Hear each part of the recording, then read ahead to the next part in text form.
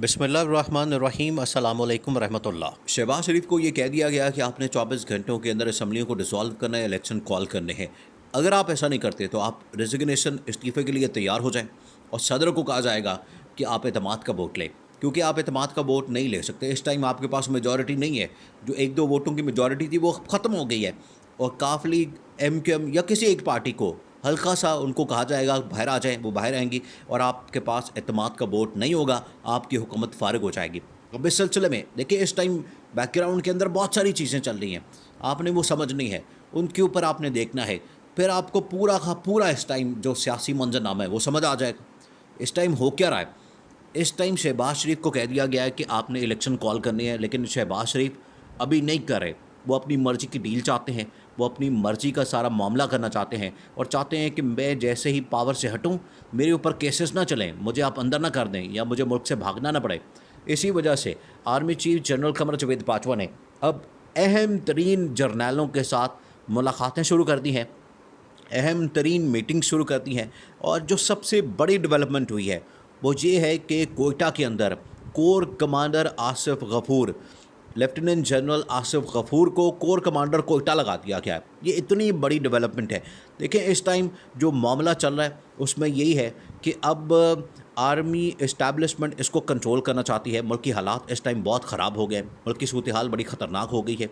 और इस सूरत में देखिए, ये जो पिछले दिनों मामला हुआ कि आर्मी चीफ को जनरल कमर जावेद बाजवा को कॉल करना पड़ी अमेरिका में और वहाँ पर उन्हें कहना पड़ा कि हमारी डॉलर्स की डील है IMF के साथ जो 1.2 बिलियन डॉलर्स की है, वो आप इंस्टॉलमेंट हमारी निकलवा दें।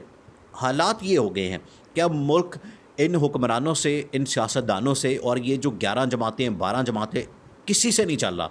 शहबाज शरीफ भी बुरी तरह से एक्सपोज हुए और उनकी नाअहली सामने आई, उनकी जो निकम्मापन है वो सामने आया और बाकी तमाम जमातें उसमें अब खुल के एक्सपोज हो गई हैं। अब इसी वजह से इनसे मुल्क नहीं चल रहा और जनरल कमर जावेद बाजवा ख़ुद फ्रंट फुट के ऊपर आए हैं और उन्होंने अब सारे हालात को कंट्रोल करना शुरू किया, उन्होंने सारे मामलात को कंट्रोल करना शुरू किया, क्योंकि हालात श्रीलंका वाले मामलात की तरफ जा रहे थे। ऐसी सूरत में यहाँ पर खाना जंगी हो सकती थी, यहाँ पर इंतशार हो सकता था। पब्लिक इस टाइम बहुत ज़्यादा चार्ज है, पब्लिक इमरान खान की सपोर्ट कर रही है, पब्लिक इस टाइम इमरान खान के हक़ में है और ये तमाम लोगों को पता चल गया कि पब्लिक इस टाइम इमरान खान के साथ है। इसी वजह से उसकी 2/3 मेजॉरिटी आ सकती है। अब अहम तरीन मुलाकातें शुरू हो गई हैं और आर्मी चीफ ने जो मुलाकातें की हैं उसके अंदर ये तमाम मामलात अब डिस्कस हो रहे हैं, तमाम चीज़ें ये रखी जा रही हैं।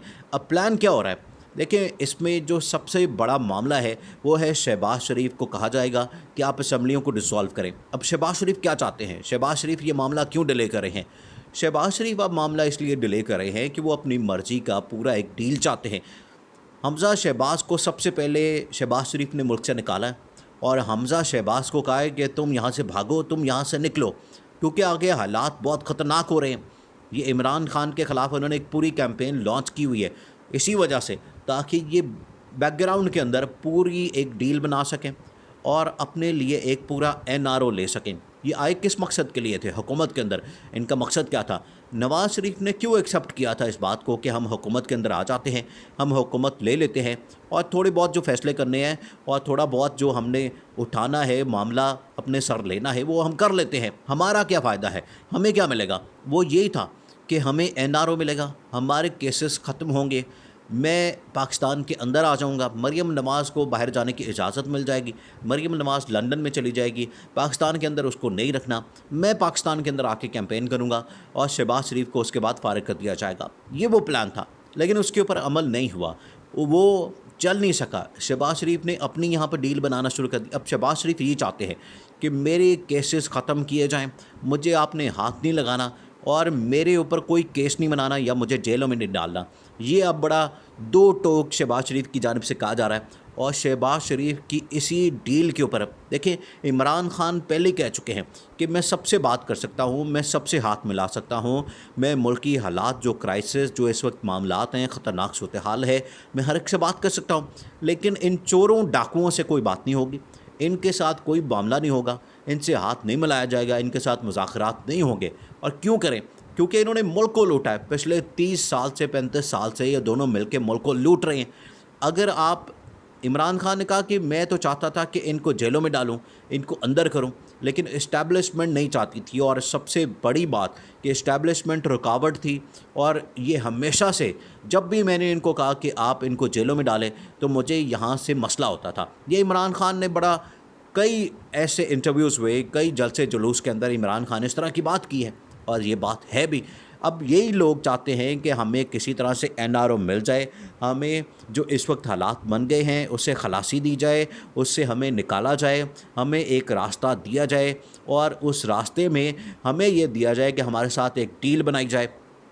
ना सिर्फ वक्ती तौर पर हमें एक रास्ता दिया जाए, उसमें से हम निकलें, क्राइसिस से निकलें, और हमें एक डील दी जाए, बल्कि अगले सेटअप के अंदर देखें। अब ये बहुत अहम बात है कि अगले सेटअप के लिए अब हर कोई अपनी डील बनाना चाहता है। आसिफ जरदारी कहते हैं कि मैं सिंध हुकूमत हर हाल में हासिल करूँगा, क्योंकि इस टाइम 1 साल की हुकूमत पड़ी हुई है। मैं असम्बली को नहीं तोड़ता, मैं असम्बली को नहीं तोड़ना चाहता, और ऐसी सूरत में आप सिंध असम्बली को तोड़ भी नहीं सकते। तो ज़रूरी है कि अगर आप मुझसे असम्बली तोड़वाना चाहते हैं तो आपको मुझे नेक्स्ट टाइम अगली हुकूमत भी सिंध की देनी है। इसके ऊपर तो मामलात काफ़ी हद तक तय हो गए हैं। इसी वजह से जो इमरान खान जाना चाहते थे सिंध के अंदर, अब उनका जो टूर है, जो दौरा है सिंध का, वो अब डिले है, उसके अंदर थोड़ा सा डिले आया।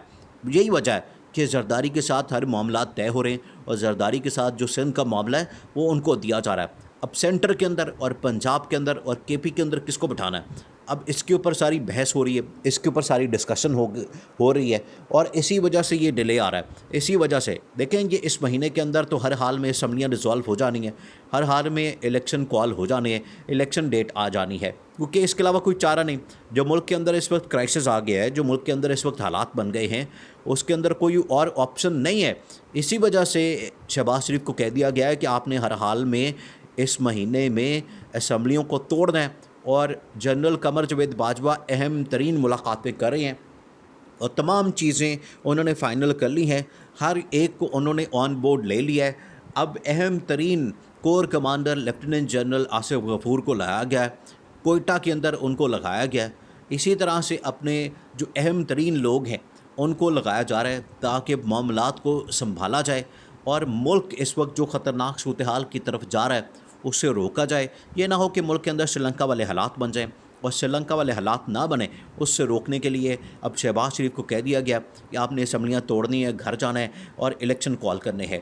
और दूसरी सूरत में नहीं तो सदर आपको कहेंगे कि आप एतमाद का वोट लें, 1-2 पार्टियों को कहा जाएगा कि आप बाहर निकल जाएं, उसके बाद ये एतमाद का वोट नहीं ले सकेंगे, और ऑटोमेटिकली जो असम्बली है वो टूट जाएगी। अब ये सूरत हाल पैदा हो चुकी है, और अगले 24 घंटे इंतहाई अहम है, क्योंकि इन्हीं घंटों के अंदर 1-2 दिन के अंदर ये सारे मामलात अब फाइनल होने हैं। या तो इमरान खान के ख़िलाफ़ तमाम केसेस खोल के उसकी पार्टी को उड़ा दिया जाएगा, माइनस कर दिया जाएगा, या फिर हुकूमत को घर भेज दिया जाएगा और इलेक्शन कॉल कर दिए जाएंगे।